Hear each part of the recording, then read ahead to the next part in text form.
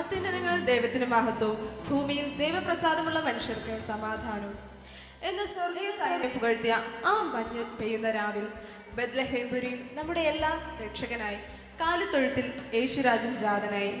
വിശുദ്ധി നിറഞ്ഞ ബേത്ലഹേംപുരിയിലെ കാലിത്തൊഴുത്തിലേക്കുള്ള വഴി വിണ്ണിലെ താരകം വിദ്വാൻമാർക്കായി തെളിയിക്കുമ്പോൾ അവരോടൊപ്പം നമുക്കും ചെല്ലാം ആ വിശുദ്ധിയുടെ നിറവിനായി. ദാവീദ് ഗൃഹത്തിലുള്ള യോസെഫ് എന്നൊരു പുരുഷന് വിവാഹം നിശ്ചയിച്ചിരുന്ന കന്യകയുടെ അടുക്കൽ അയച്ചു. ആ കന്യകയുടെ പേര് മറിയ എന്നായിരുന്നു. ദൂതൻ അവളുടെ അടുക്കൽ അകത്തു ചെന്നു. കൃപ ലഭിച്ചവളെ, നിനക്ക് വന്ദനം, കർത്താവ് നിന്നോടുകൂടെ ഉണ്ട്. അവൾ ആ വാക്ക് കേട്ട് ഭ്രമിച്ചു. ഇതൊന്നൊരു വന്ദനം എന്ന് വിചാരിച്ചു. ദൂതൻ അവളോട്, മറിയയെ, ഭയപ്പെടേണ്ട, നിനക്ക് ദൈവത്തിന്റെ കൃപ ലഭിച്ചിരിക്കുന്നു. നീ ഗർഭം ധരിച്ച് ഒരു മകനെ പ്രസവിക്കും. അവന് യേശു എന്ന് പേര് വിളിക്കണം. അവൻ വലിയവനാകും, അത്യുന്നതന്റെ പുത്രൻ എന്ന് വിളിക്കപ്പെടും. കർത്താവായ ദൈവം അവന്റെ പിതാവായ ദാവീദിന്റെ സിംഹാസനം അവന് കൊടുക്കും. അവൻ യാക്കോബ് ഗൃഹത്തിന് എന്നേക്കും രാജാവായിരിക്കും. അവന്റെ രാജ്യത്തിന് അവസാനം ഉണ്ടാവുകയില്ല. മറിയ ദൂതനോട്, ഞാൻ പുരുഷനെ അറിയായികയാൽ ഇതെങ്ങനെ സംഭവിക്കും എന്ന് പറഞ്ഞു. അതിന് ദൂതൻ, പരിശുദ്ധാത്മാവ് നിന്റെ മേൽ വരും, അത്യുന്നതന്റെ ശക്തി നിന്റെ മേൽ നിഴലിടും. ആകയാൽ ഉത്ഭവിക്കുന്ന വിശുദ്ധ പ്രജ ദൈവപുത്രൻ എന്ന് വിളിക്കപ്പെടും. നിന്റെ ചാർച്ചക്കാരി എലിസബത്തും വാർദ്ധക്യത്തിൽ ഒരു മകനെ ഗർഭം ധരിച്ചിരിക്കുന്നു. മച്ചി എന്ന് പറഞ്ഞു വന്നവൾക്ക് ഇത് 6-ാം മാസം. ദൈവത്തിന് ഒരു കാര്യവും അസാധ്യമല്ലല്ലോ എന്ന് ഉത്തരം പറഞ്ഞു.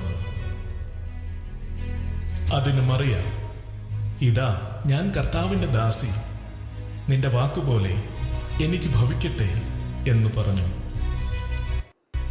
ദൂതൻ അവളെ വിട്ടുപോയി.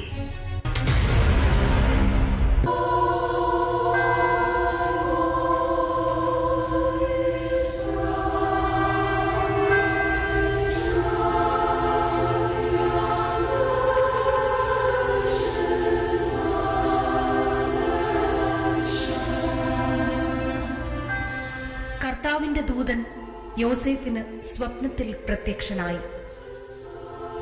ദാവീദിന്റെ മകനായ യോസേഫെ, നിന്റെ ഭാര്യയായ മറിയയെ ചേർത്തുകൊള്ളുവാൻ ശങ്കിക്കേണ്ട. അവളിൽ ഉൽപാദിതമായത് പരിശുദ്ധാത്മാവിനാലാകുന്നു. അവൾ ഒരു മകനെ പ്രസവിക്കും. അവൻ തന്റെ ജനത്തെ അവരുടെ പാപങ്ങളിൽ നിന്ന് രക്ഷിപ്പാനിരിക്കൊണ്ട് നീ അവന് യേശു എന്ന് പേരിടേണം എന്ന് പറഞ്ഞു.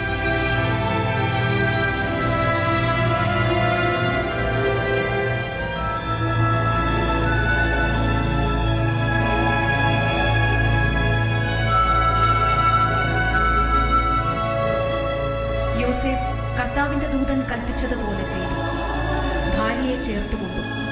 മകനെ പ്രസവിക്കും വരെ അവൻ അവളെ പരിഗ്രഹിച്ചില്ല. മകന് അവൻ യേശു എന്ന് പേർ വിളിച്ചു.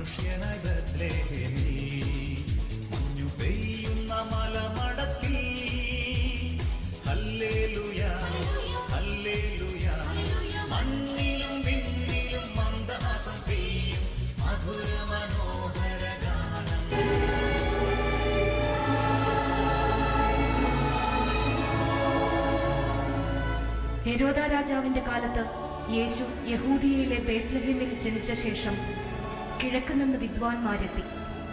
അവർ കിഴക്ക് കണ്ട നക്ഷത്രം ശിശു ഇരിക്കുന്ന സ്ഥലത്തിന് മീതെ വന്നു നിൽക്കുവോളം അവർക്ക് മുന്നിലായിപ്പോയി.